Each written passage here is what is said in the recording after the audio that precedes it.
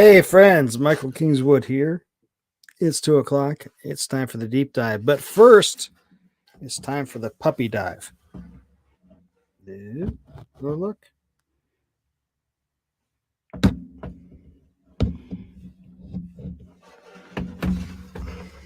right, that was really bad picture. But that is the best puppy in this entire live stream. And she looks like this. Okay, she's not coming. uh, she told me she wanted to be on the stream, but apparently not. The puppy. My best girl around. Anyway, I will let her be. So it's 2 o'clock and we are streaming because it's that time of day and it's a weekday. So why not? It's been an interesting day since the last we talked yesterday. Man, I was I got a bunch of writing done yesterday, got a bunch of driving done, got some kid stuff done, and it was kind of cool. I got to bed later than I intended, and so I got driving later than I intended this morning. But by that I mean I got on the road about 5:15 instead of like 3.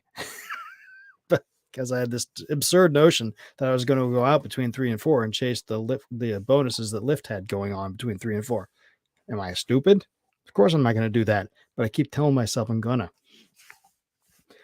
Anyway, yeah, this morning's driving it kind of sucked actually compared to normal. Normally, there's a certain cash flow rate that I'm used to that just didn't happen today. And there were multiple accidents all over town. It was just a pain in the neck to get everywhere. It just kind of sucked. But so it is what it is. So probably go out and make a little bit more bucks today, this evening. There's more bonuses going on, and hey, you didn't want to be on the stream. Don't make noise. Silly puppy. The bright side of the morning was I took her to a different dog park that I haven't gone to before.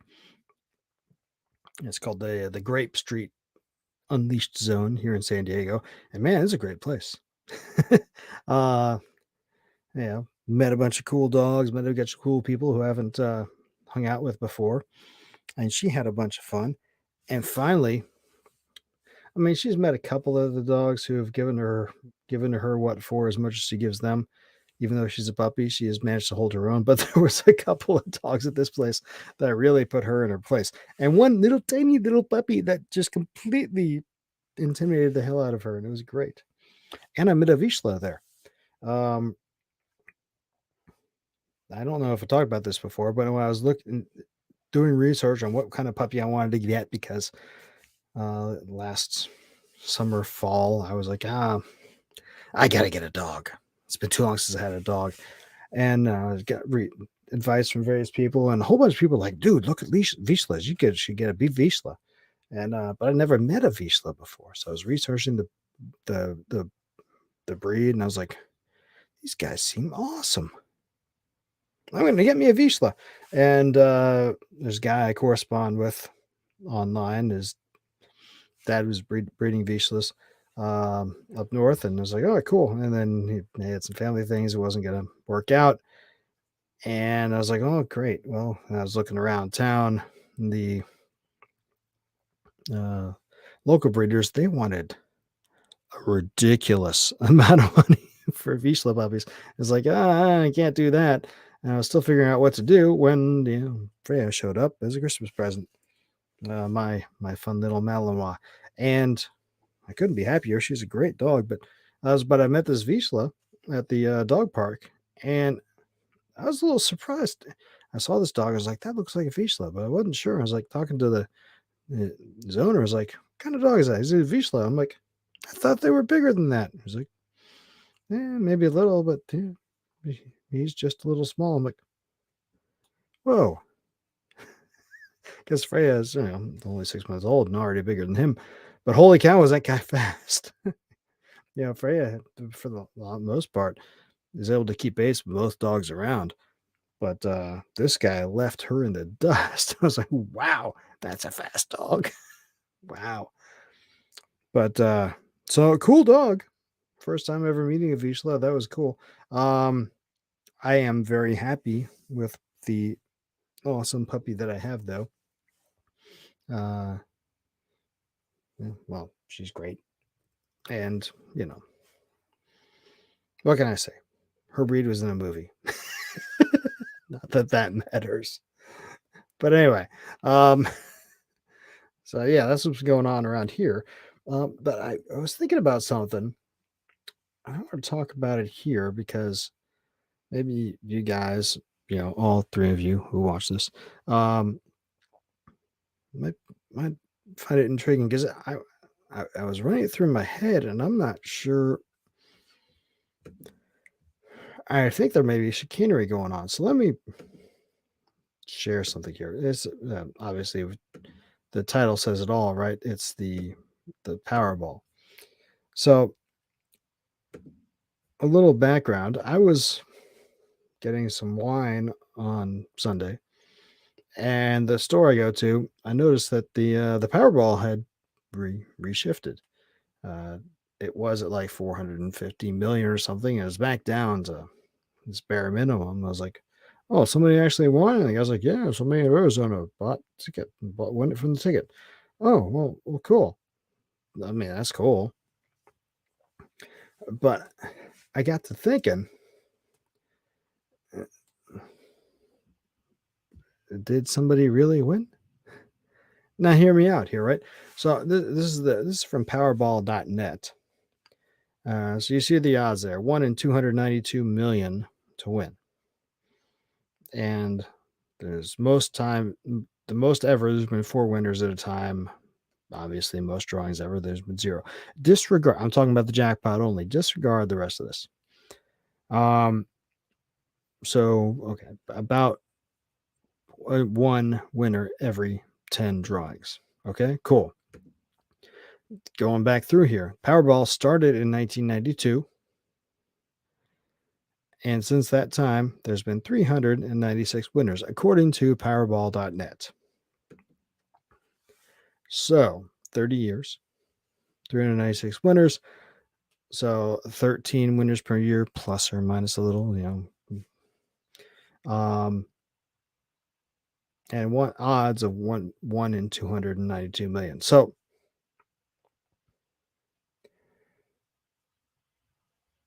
all right, so 396 winners. That means there's one winner in about a million people in the United States, to be rough, right? And I was thinking about it. It's like, there's I hadn't even looked at these numbers at the time. I thought there was might be more winners than this, but I was like, hey, self, have I ever heard of anybody in my network? Does I or anybody in my network know somebody who's actually won the Powerball? And the answer is no for me. Now, that said, I am, you know, not Mr. Um, man about town kind of guy.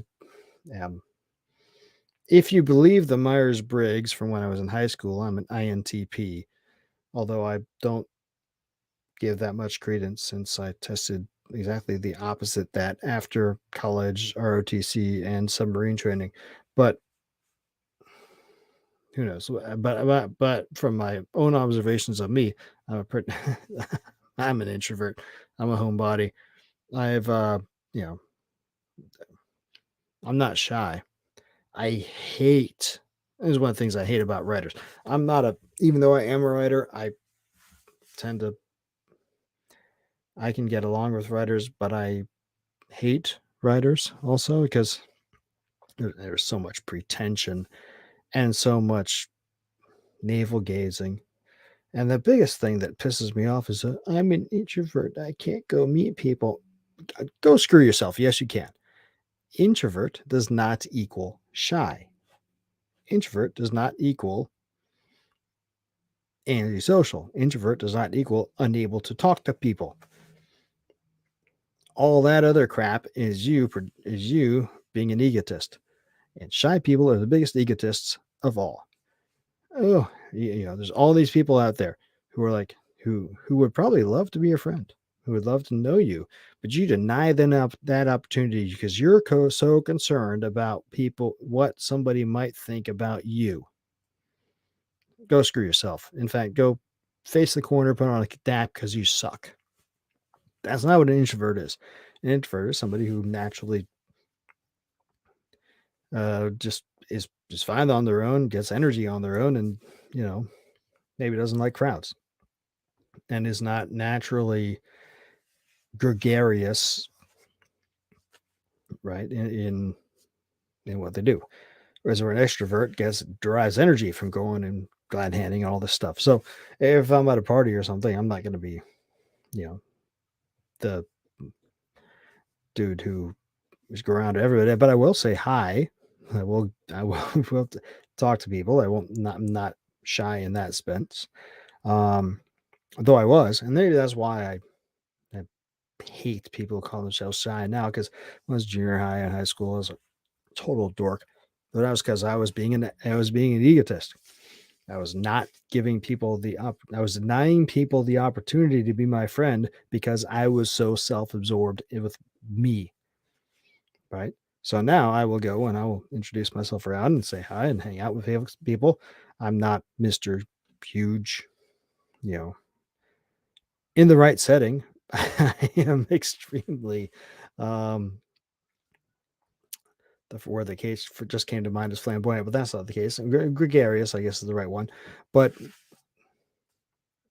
in a big setting, I'm perfectly content to just hang out and talk to a couple in a big crowd and talk to a couple of people who seem interesting and and over and go from there. But I'm not going to you know deny other people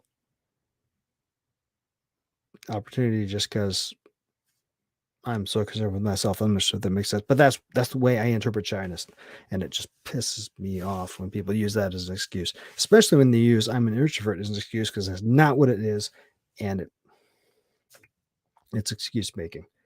It annoys the hell out of me. Anyway, where was I going with this? Oh yeah, so that's it. Since I am an introvert and I am kind of a homebody, my network is fairly small. I A network of intimates. I've got my family, and I've got a few close friends. Um, and since I deleted Facebook years ago, uh, people I get news from is pretty small. Um, because it's people that I care about, and they care about me, and that's enough. But your average normie there, or average person who's not as introverted as I am, um, not shy, introvert, difference. Um, Probably has a bigger network than I do, and that's fine. But what my thought experiment there going as I was thinking about this Powerball thing was, you know, it's generally established the whole 6 degrees of separation thing is true. Because let's say that I know 10 people who I keep touch with on a regular basis and know the news about them. And each of them know 10 people, right? Who and the same thing. So uh, and assuming that they're all 10 different people, that network then becomes what, 10 to the ninth? It'd be less than that. Yeah, 10 to the ninth, assuming nobody else in the network's no different from me. No different from no people who know it. Assuming everybody else in the network knows unique people who are not me. So it'd be okay. Everybody knows 9 people. So I know 10. Everybody else knows 9. So that'd be what? Yeah, 10 to the eighth or something. Um, that's like you know conceivably, can theoretically at least, 10 million people. Now 10 to the eighth is 10 million, which 100 million rather. So that's probably a little much, but you get the point. If everybody has a- and I'm doing the math badly here because if I know somebody who knows, and I know 10 people and they all know me, they each have 9 people, and conceivably at least each of them have 8 people who don't know other people in their networks.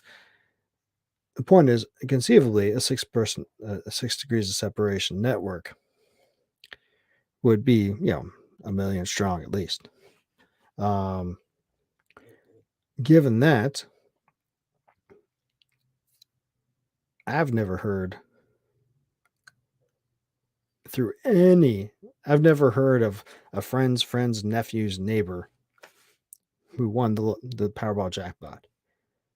And then I did sort of an informal thing on a network I'm on online yesterday. It's like, hey, has any of you ever heard heard through any of your networks of a person who actually won the jackpot? And there's a couple hundred people in there who were following me who responded back, and I don't remember the exact number of responses, but it's like, nope, nope. Oh, I heard of a dude who won 100K, but that, well, okay, that's not the same thing. And thinking about it, it's like if we each know 10 people, and 10 people know 10 people, and 10 people know 10 people, and 10 people know 10 people, and 10 people know 10 people. Uh, there should be in if there's 396 people who've won the Powerball in the last 30 years, and there's 350 million people in the country now, there were fewer back in the day, but just go with it. And again, this is rough math, right? So 1 in 1 million.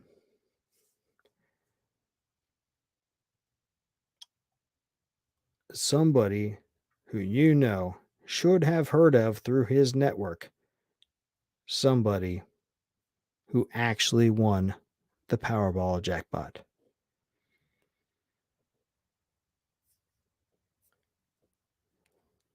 Has that ever happened? Now they make all these press releases, right? Hey, this person won. Who you won? And every now and then one of the winners gets up there and said, "Hey, I won." Of course, those press releases never get much publicity. Haven't for a while. So I wonder if the winners actually exist. I wonder if anybody and if any human being actually wins this thing. I'm wondering if this isn't yet another means of money laundering for various elite entities who don't want to be able to show the proceeds of their trafficking children. I mean, whatever it is they do. I have no proof. And I have not done rigorous mathematics about it because if I had, I would be doing more than just spitballing here. And, it's that I haven't spent the time to really fully analyze it. But just doing a little bit of math off in the back of my head and a little bit of common sense, it seems like I think something's not quite up and up in Kansas. I could be wrong. And maybe I am. And Lord knows I haven't bought a Powerball ticket in a long time. In general, and if the good cause, right? 1 in 292 million odds. From a proper gambling perspective, unless the jackpot is more than 300 million, it's a sucker's bet. But even if it's even then, it's still not a good bet. I mean, sheesh, but at least you're not a total sucker for buying a ticket at that point. But I don't know, guys. I don't know.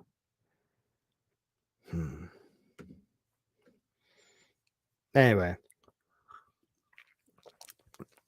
that was my thought for the day. Is Powerball real? And if it wasn't real, how would you ever know?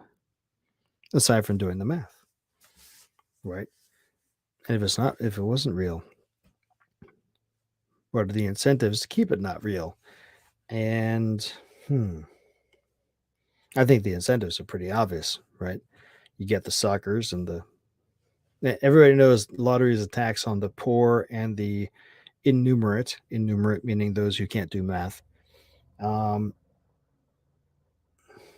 so, and the powers that be want as many people poor and ignorant and without means of bettering themselves as possible because that's how they get more power, right? So it makes sense to do that. I don't know. Don't know.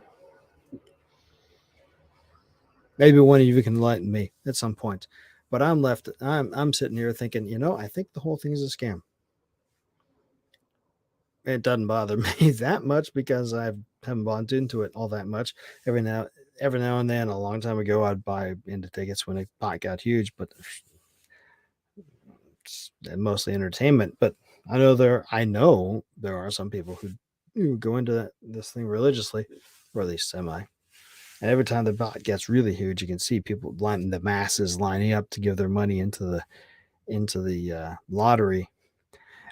And of course, most of them will, of course, that's pretty much just giving it back to the beast and the machine. And oh yeah, it's going to education. They say, sure, okay, yeah, I believe that. It's all a scam. Anyway, I don't know. I just wanted to opine about that for a bit. Um, what else is going on? Not a whole lot else. It's usual routine here. Like I said, this morning's driving routine kind of blew. Maybe we'll get more this afternoon / evening. I'll be writing as soon as I finish up this, and I will be starting on the recording this story Saturday. Oopsie, I the good thing about this story Saturday is that I had for various reasons had already done the cover art for this story, mostly because as I was searching for cover art for other things, I came across some stuff that I thought was going to work out really well. And so, Cave Diving for Dummies is this week's story. It's a scuba diving story because I dive scuba, and it's so I found this art over on Deposit Photos. I was like, yeah, that kind of does the thing for the story. So I bought it a while back, and I made a cover for it, and I did nothing with it because it wasn't time yet. But now here it is, it's time, and so we're going to use this art for the uh, for the for the for this for the story that is being read because I'm being tongue tied because I suck. The other thing we'll do, I also made a awesome bit of different art that will be the how do you say the cover for the video, and that's what this is going to be. So we're actually going to be semi-professional for the Story Saturday story coming up on Saturday. Not that the others have been unprofessional, but what I've been using for the stories that I didn't have anything ready to go with ahead of time was the cover art for Stories from the Great Challenge, which is a great cover. And don't ever ask me to say it's not because it is. But this works for the individual story. So hey, that's what's coming up on Saturday. Isn't that cool? I think so. But until then, we'll be doing these streams every day at 2 o'clock going forward. In between now and then, make sure you go to michaelkingswood.com. You can sign up for my newsletter where you find out about new releases. You can become a member of the site and give me a few bucks a month to help keep the lights on around here and keep doing cool, help my writing, publishing thing stay in the black, which is awesome. You can go to michaelkingswood.com/store and you can buy all my books in any format you want without going through the middleman, because Amazon and Barnes & Noble and Kobo and Google Play and all these other places are awesome. I love them. I'm up in their place. I'm up in their stores. You can get all my stuff through them. But in the end, they're middlemen. It's better if you come straight to me through my company store. Why? Because the middleman takes a cut. And if you like an artist, you like a writer, you want to support them to the maximum extent possible, you avoid the middleman, go straight to them. And plus, we get a direct relationship, customer to artist. So if one of these other companies becomes capricious, and we all know they sometimes are, and wants to do some shenanigans that would cut me off or make it so that I don't feel like I want to be there anymore because maybe they've raised their rates too much, or they've raised their cut too much, or who knows what it could be, we will still have a relationship and talk to each other because we've established that rapport before. And you can still get my stuff and I can still get your money. And life is good for all of us. So go to michaelkingswood.com/store to buy my books. In the meantime, have a great day. Have a great week. I will talk to you tomorrow. Until then, don't do anything I wouldn't do.